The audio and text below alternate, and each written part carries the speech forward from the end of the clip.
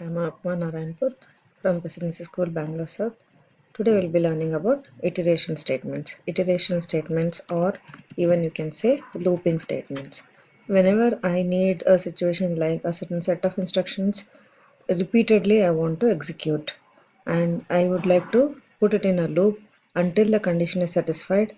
Then all the set of instructions which I have put in the loop will be repeatedly executed till the condition is satisfied. So every loop statements, actually basically there are three loop statements: for loop, then while loop, and do while loop. So now these two, for and while loop, are known as entry control loops. Entry controlled, entry controlled, entry control loops, and the last one is exit control loop. So here for and while loop are entry control loop, in the sense beginning itself the condition will be checked, and in do while once at least the loop will be executed, and later at the end of the loop the condition will be checked. So difference is here, if the condition becomes false in the beginning, it will not enter at all, but in this case at least once the execution happens. That's the difference between entry control and exit control loop. Now every loop statement will have four elements. The first one is initialization. Initialization, as we have seen, like whatever variable I create, like suppose if I create a equal to some 5, this is the initialization. This statement, like assigning a value to a variable. So it may be static initialization, or it may be a dynamic initialization also. And test expression will be taken, it's like a condition in the sense like it can be used with any of the relational operators, like greater than, less than, or equal to, whatever all the relational operator can be used. Even logical conditions also can be used to match the condition.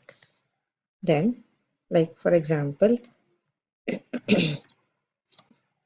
suppose if I want to find out two numbers, whether a is bigger than b, I can give the condition whether a is greater than b. Now update expression. This is like we have increment or we have decrement. So either I can use increment operator or I can use decrement operator. So I is a variable. If I increment this, it will be like it will be incremented by 1. It is similar to I equal to I plus 1. And this is similar to 1 decrement will happen I equal to I minus 1. So either I can go for the I plus plus, or this is like postfix operations. First the value will be printed, later the increment happens. Now there is another way of writing also, like plus plus I and minus minus I. This is like, here I am first incrementing and then printing the value. Here I am decrementing and then printing the value.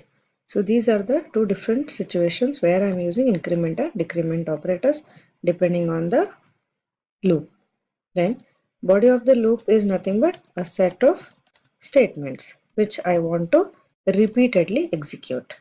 So those things can be a normal statement like set text statement, or maybe a calculation statement like a sum product or whatever is a calculation statement. All these things I can give. So these are the basic elements of every loop. Let us see how a for loop will be. So I'll just show you what is the syntax of for loop.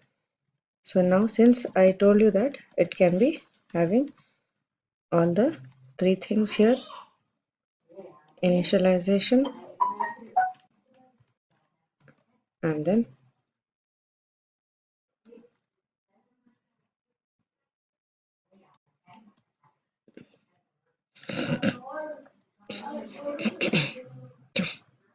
initialization, comma, then test expression, then update expression. Now open the flat bracket, body of the loop. Okay, and then close the flag bracket. This is a simple syntax for loop. So we will see some programs on this in the next video. Thank you.